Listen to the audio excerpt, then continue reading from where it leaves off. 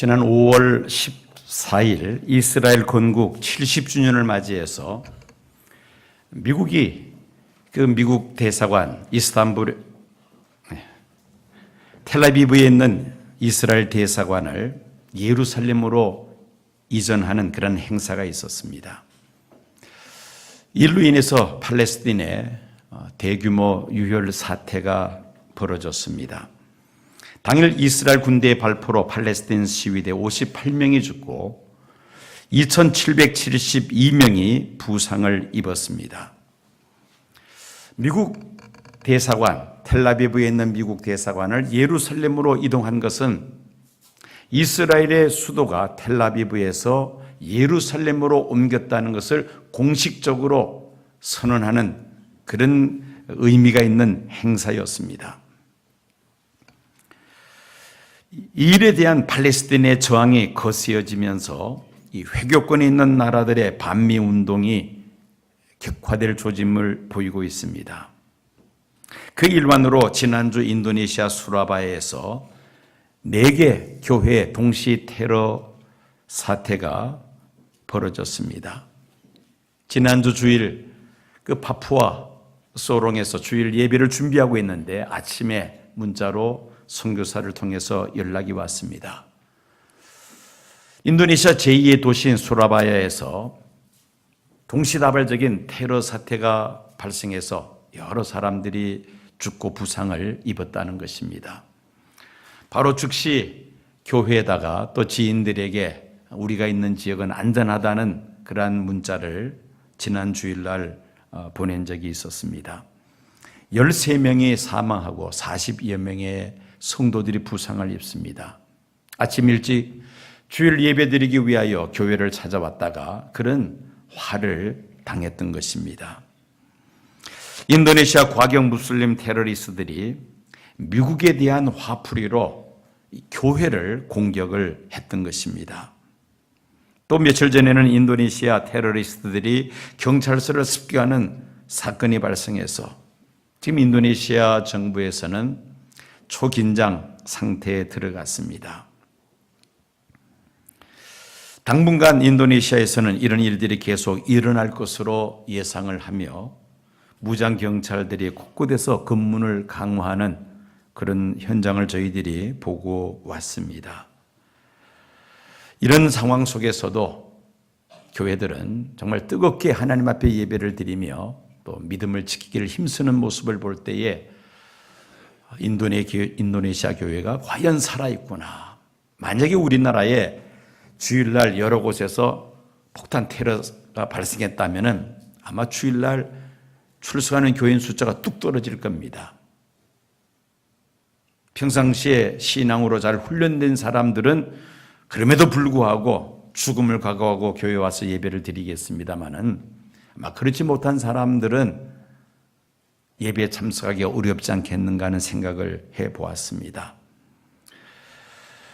인도네시아 교회가 해를 거듭하면서 뜨겁게 부흥하며 또 발전하는 모습을 보면서 오히려 한국 교회 목사인 저는 많은 도전을 받고 돌아오곤 합니다.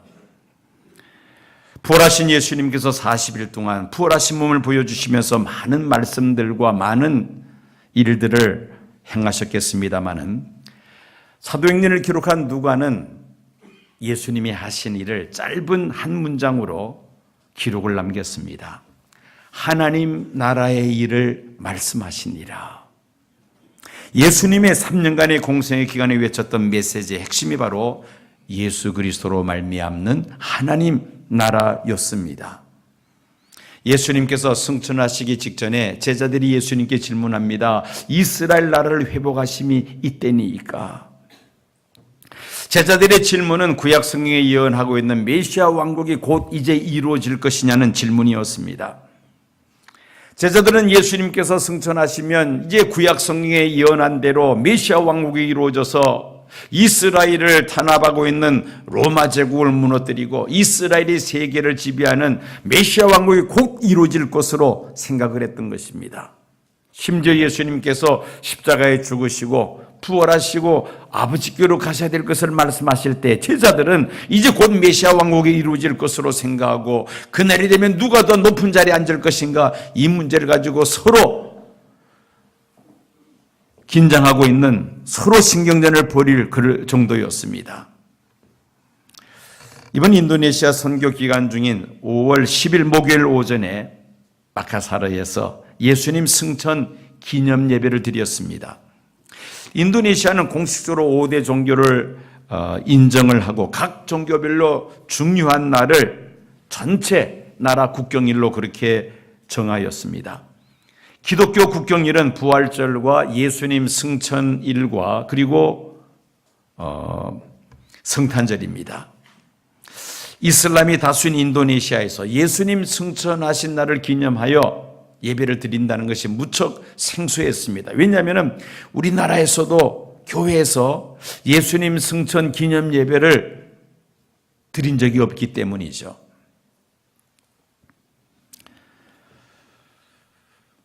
마카사르 GBT 교회에서 그 승천 기념일 예배 설교를 제가 했습니다. 그날 설교 본문이 요한계시록 22장 20절 아멘 주 예수여 오시옵소서라는 제목으로 말씀을 증거했었습니다. 예수님 다시 오심으로 이루어질 영원한 하나님 나라를 사모하면서 우리가 열심히 하나님을 섬겨야 할 것을 기원하는 그런 메시지를 전했습니다. 예수님께서 승천하실 때에 제자들은 이스라엘 나라를 회복하심이 이때니까 곧 메시아 왕국이 이루어질 것으로 기대를 하고 예수님께 질문을 던졌습니다. 예수님의 답변은 전혀 의외였습니다. 이르시되 때와 시기는 아버지께서 자기의 고난에 두셨으니 너희가 알 바 아니요. 예수님이 언제 다시 오실지 그 연월일실에 대해서 질문하는 제자들의 질문에 대하여 예수님은 전혀 엉뚱한 대답을 하시죠. 너희 알 바가 아니다. 하나님의 고난에 두셨으니 너희 알 바가 아니다. 예수님께서 십자가에 달려 돌아가시기 전에 유월절을 맞이해 제자들을 데리시고 예루살렘 성전을 방문하게 됩니다. 당시 분봉왕이었던 헤롯 왕이 건축한 웅장하고 화려한 예루살렘 성전을 보고 제자들은 감탄하고 있었습니다. 그때 예수님께서 뭐라 말씀하셨습니까? 돌 위에 돌 하나 남지 않고 다 무너질 것이다. 예루살렘 성전이 파괴될 것을 말씀하셨죠. 예수님과 함께 감람산에 올랐을 때 제자들이 조용하게 질문을 합니다. 언제 예루살렘 성전이 파괴되고 예수님의 재림과 세상 끝의 징조가 무엇이냐고 질문을 했습니다. 이때 예수님께서 제자들에게 예루살렘의 멸망의 징조 그리고 예수님의 재림과 세상 끝의 징조에 대해서 자세하게 말씀하시면서 마태복음 24장 36절 보면은 그러나 그날과 그때는 하늘의 천사들도 아들도 모르고 아버지만 아신다고 말씀하셨습니다. 예수님이 다시 오시는 그 연월일시는 천사들도 모르고 아들인 예수님 자신도 모르고 오직 성부 하나님만이 아신다고 예수님께서 말씀하신 것입니다. 그럼에도 불구하고 2000년 기독교 역사 속에서 영적 호기심과 용심을 가지고 마귀에게 미혹이 되어서 무리하게 예수님의 재림의 연월일시를 주장하는 시한부 종말론자들이 많이 있었습니다. 지금도 무리하게 예언서를 해석하면서 예수님의 재림 일시를 말하는 자들이 있습니다. 예수님보다 앞서가려고 하는 사람들이며 성도들을 미혹해서 파멸에 이끄는 바로 이단들인 것입니다. 예수님의 감람산에서 제자들에게 예수님의 재림과 세상 끝의 징조에 대해서 자세하게 말씀하신 후에 마태복음 24장 14절을 보면은 복음이 온 세상에 전파되면 그제야 끝이 올 것이라고 말씀하셨습니다. 예수 그리스도의 복음이 땅끝까지 전파되면 예수님 다시 오셔서 제자들이 그토록 사모하는 영원한 하나님 나라 메시아 왕국이 이루어진다는 말씀이었습니다. 부활하신 예수님께서 승천하실 때 메시아 왕국이 곧 임할 것으로 제자들이 생각하고 이스라엘 나라를 회복하심이 이때입니까? 라고 질문한 제자들에게 예수님은 예수님의 재림의 그 연원 일시를 알려고 하지 말고 예루살렘과 온 유대와 사마리아와 땅끝까지 이르러 예수의 증인이 될 것을 예수님께서 당부하셨던 것입니다. 1992년 시한부 종말론이 한국뿐만 아니라 전 세계를 한창 미혹하고 있을 때에 일부 성도들은 곧 휴거할 텐데 자녀들을 학교 보내서 무슨 소용이 있겠느냐, 자녀들 학교에 보내지 않고 또 직장 다니는 사람들 사표를 쓰고 그저 휴거를 준비해야 된다는 그런 무리들이 있었습니다. 휴거되지 않자 큰 혼란에 빠져 믿음에서 떠난 사람들도 더러 있었습니다. 하나님 나라 임하기를 간절히 사모한다면 학교도 다니지 않고 직장도 나가지 않고 그저 기도원이나 산속에 들어가서 예수님 재림만 준비하는 것이 아니라 땅끝까지 복음을 전해야 한다는 것이 바로 예수님의 말씀입니다. 왜냐하면 땅끝까지 모든 민족의 복음이 전파되면 그제야 예수님 다시 오셔서 이 세상을 심판하시며 성도의 부활이 이루어지며 새하늘과 새 땅 영원한 하나님 나라가 완성될 줄로 믿습니다. 지금도 지구촌 구석구석에서 아직도 복음이 전파되지 않은 그 오지에서 복음을 전하기 위하여 이름도 없이 빛도 없이 수고하는 선교사들이 많이 있습니다. 성경이 번역되지 않은 민족을 구원하기 위하여 그들의 언어로 성경을 번역하기 위해서 그들과 함께 생활하면서 한평생 헌신하는 이 선교사들이 있으며 복음의 오지에서 온갖 고난과 핍박을 받으면서 전도하며 교회를 세워나가는 전도자들이 있습니다. 하나님 나라 임하기를 그토록 간절히 사모한다면 우리는 예수 그리스도의 복음을 땅끝까지 전하기를 힘써야 할 줄로 믿습니다. 여러분, 어디가 땅끝입니까? 파푸아 정글에서는 아직도 벌거벗고 밀림에서 생활하는 사람들이 있다는 말을 이번 소롱 가서 교회 담임 목사님을 통해서 이야기를 들었습니다. 그런 곳은 도로가 뚫려 있지 않기 때문에 프로펠러 비행기를 타고 그 주변에 편편한 곳에 내려서 그리고는 이제 걸어서 그 오지 마을로 들어가서 복음을 전한다고 합니다.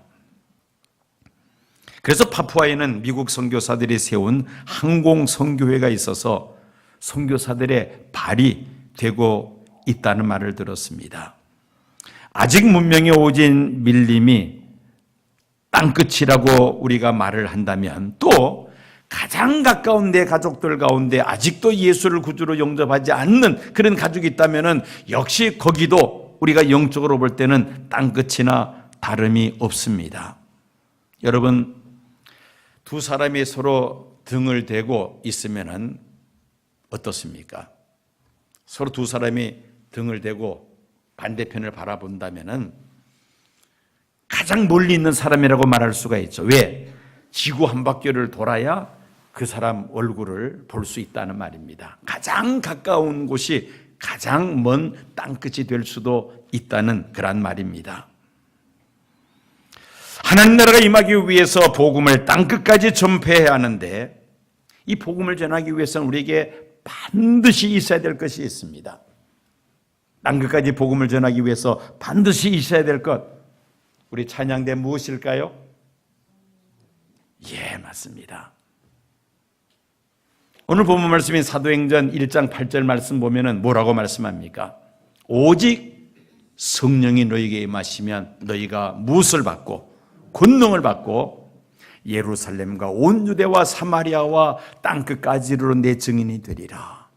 땅끝까지 복음을 전파하기 위해서는 성령의 권능을 받아야 한다는 말씀입니다. 이 권능이라는 단어 헬라어로는 두나미스라고 합니다. 이 두나미스라는 헬라어에서 다이나마이트, 폭약이라는 단어가 파생되어 나옵니다. 인간의 힘과 능력으로는 한 영혼도 우리가 구원할 수 없습니다. 인간의 능력으로 우리가 영혼을 구원할 수 있다면 굳이 성령님께서 강림하실 필요가 없었을 것입니다. 성령님의 강력한 능력이 우리와 함께 할 때에 죽어가는 영혼들을 하나님 앞으로 인도하게 될 줄로 믿습니다. 예수님께서 승선하시기 전에 제자들에게 성령 강림을 약속하셨습니다. 사도행전 1장 4절 5절, 여러분 성경을 한번 펼쳐서 말씀을 함께 읽도록 하겠습니다. 4절 5절 두 절 말씀 우리 한 목소리로 함께 읽겠습니다. 사도와 함께 모이사 그들에게 분부하여 이르시되 예루살렘을 떠나지 말고 내게서 들은 바 아버지께서 약속하신 것을 기다리라. 요한은 물로 세례를 베풀었으나 너희는 몇 날이 못되어 성령으로 세례를 받으리라 하셨느니라. 아멘. 성령 강림을 예수님께서 약속하셨습니다. 예루살렘을 떠나지 말고 내게서 들은 바 아버지 약속하신 것을 기다리라. 요한은 물로 세례를 베풀었으나 너희는 몇 날이 못되어 무엇으로 세례를 받으리라? 성령으로 세례를 받으리라. 제자들은 예수님의 이 말씀을 기억하고 예수님 승천하신 후에 예루살렘을 떠나지 아니하고 마가의 다락방에서 열심히 기도에 힘썼던 것입니다. 사도행전 1장 12절에서 15절까지 말씀 우리 다 같이 한 목소리로 말씀을 계속해서 함께 읽겠습니다. 제자들이 감난원이라 하는 산으로부터 예루살렘에 돌아오니 이 산은 예루살렘에서 가까워 안식일에 가기에 알맞은 길이라. 들어가 그들이 요하는 다락방으로 올라가니 베드로, 요한, 야고보, 안드레와 빌립, 도마와 바돌로메, 마테와 및 알표의 아들 야고보, 셀로딘 시몬, 야고보의 아들 유다가 다 거기 있어 여자들과 예수의 어머니 마리아와 예수의 아우들과 더불어 마음을 같이하여 오로지 기도에 힘쓰더라. 모인 무리의 수가 약 120명이나 되더라. 아멘. 부활하신 예수님께서 그 부활하신 몸을 많은 사람들에게 보여주셨는데 약 500여 명의 사람들에게 보이셨다고 성경은 기록을 하고 있습니다. 그 중에서 이 예수님의 약속을 기억하고 예루살렘을 떠나지 않고 마가의 다락방에서 기도에 힘쓰던 사람들의 숫자가 몇 명이라고 기록하고 있습니까? 120명이었더라. 4분의 1은 약속을 예수님의 말씀을 기억하고 열심히 기도했다는 것입니다. 반면에 4분의 3은 예수님의 말씀을 듣고도 부활하신 예수님을 만나고 말씀을 듣고도 기도하지 않았다는 것입니다. 결국 그 약속의 말씀을 믿고 의지하여 기도한 120명의 제자들이 마침내 오순절 마가의 다락방에서 성령의 충만하심을 받습니다. 성령께서 강림하셨습니다. 이날이 바로 예루살렘 교회가 탄성되던 그런 뜻깊은 날이기도 합니다. 성령의 권능을 받은 제자들이 예루살렘에 시작된 예수 그리스도의 복음을 유대와 사마리아와 땅끝까지 확산하기를 시작합니다. 그야말로 폭발적으로 예수 그리스도의 복음이 확산이 됩니다. 성령의 충만을 받은 베드로와 11 사도들이 예루살렘 거리로 뛰쳐나가서 오순절을 맞이하여 예루살렘을 방문했던 수많은 사람들에게 예수 그리스도의 부활을 외쳤습니다. 그때 수많은 사람들이 회개하고 예수의 이름으로 세례를 받는데 그날에 세례받은 사람들의 숫자가 3,000명이나 더하였다 했습니다. 성경에 기록된 숫자는 남자들의 숫자만 따집니다. 남녀를 다 합친다면은 많은 사람들이 그날 세례를 받고 예수를 구주로 영접했다는 말이죠. 하나님 나라를 확장하기 위해서는 성령의 권능을 받아야 할 줄로 믿습니다. 성령님이 함께 하실 때 비로소 땅끝까지 하나님 나라를 확 확장할 수 있다는 말씀입니다. 사도행전의 핵심 구절은 사도행전 1장 8절입니다. 오직 성령이 너희에게 임하시면 너희가 권능을 받고 예루살렘과 온 유대와 사마리아와 땅끝까지 이르러 내 증인이 되리라. 이 말씀하시고 예수님은 승천하시죠. 그 말씀이 어떻게 역사 속에서 이루어졌는가? 누가는 이 사도행전을 통해서 자세하게 기록을 하고 있습니다. 예루살렘에 시작된 예수 그리스도의 복음이 온 유대와 그리고 사마리아 그리고 로마를 통하여 땅끝까지 복음을 전파된 그 과정들을 자세하게 기록한 것이 28장으로 구성된 사도행전입니다. 그런데 이 사도행전을 여러분들이 열심히 읽어보면 사도들과 제자들이 나가서 복음을 전파할 때 늘 그림자처럼 따라붙는 단어가 하나 있습니다. 누가 함께 하셨다? 성령님이 함께 하셨다. 신구약 성경에서 성령이라는 단어가 가장 많이 등장하는 곳이 바로 사도행전입니다. 과연 몇 회나 나올까 세어봤더니만은 50번 사도행전에만 성령이라는 단어가 반복되어 나와 있습니다. 그래서 혹자는 이 사도행전을 성령행전이라고 그렇게 말을 합니다. 예수 그리스도의 복음이 사도들을 통해서 땅끝까지 전파되는데 누가 함께 하셨다는 것입니까? 성령님이 함께 하셨다는 것이죠. 오직 성령이 너희에게 임하시면 너희가 권능을 받고 땅끝까지 이르러 내 증인이 되리라. 그 예수님의 말씀이 그대로 이루어졌다는 것입니다. 누구에 의해서? 사도들과 제자들에 의해서. 사도들과 제자들은 무엇의 권능을 받아? 성령의 권능을 받아 그 일을 감당할 수가 있었다는 말씀입니다. 오늘이 바로 성령 강림 주일입니다. 5월 10일 제가 마카사르에서 난생 처음으로 예수님 승천 기념 예배를 드렸습니다. 정확히 10일 후에, 열흘 후에 오늘 5월 20일이 바로 성령 강림 주일입니다. 신약교회가 탄생된 뜻깊은 날입니다. 하나님 나라 확장을 위하여 예수님께서 약속하신 성령님께서 강림하신 날, 바로 오늘 성령 강림 주일인 것입니다. 땅끝까지 하나님 나라를 확장하는 일에는 엄청난 능력이 필요합니다.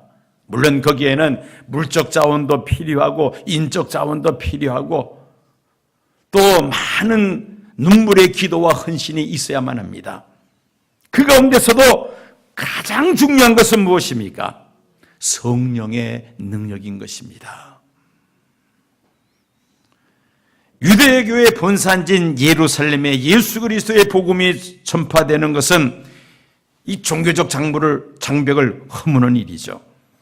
예수님을 죽인 장본인 유대인들이 사는 유다 지방의 복음을 전하는 것, 이거 감정적인 이 장벽을 넘어서야만이 가능합니다. 유대인들이 혐오하고 꺼려하던 이방인들에게 복음을 전하는 것, 이것은 종족의 장벽을 허물어뜨리는 과정이 있어야만 합니다. 그리고 땅끝까지 복음을 전파하는 것은 온갖 위협과 또 핍박이 도사리고 있는 지리적인 장벽을 넘어서는 일입니다. 이런 일들을 하기 위해서는 성령의 권능이 반드시 있어야 한다는 말씀입니다. 예수님 승천하신 후 약속하신 성령께서 마가의 다락방에 강림하심으로 인하여 성령의 권능을 받은 사도들과 제자들에 의해서 예수 그리스도의 복음은 땅끝까지 전파됩니다. 복음이 땅끝까지 전파되면 예수님 다시 오심으로 하나님 나라가 완성되는 줄로 믿습니다. 저와 여러분들은 하나님 나라를 사모하는 성도들입니다. 영원한 하나님 나라는 예수님이 다시 오심으로 완성이 될 것입니다. 언제 예수님이 다시 오십니까? 복음이 땅끝까지 모든 민족에게 전파되면 그제야 끝이 오리라. 예수님 다시 오셔서 영원한 하나님 나라 이루실 것을 성경은 약속하고 있습니다. 땅 끝까지 복음을 전파하기 위해서 우리에게 반드시 있어야 될 것이 있습니다. 성령의 권능이 있어야만 합니다.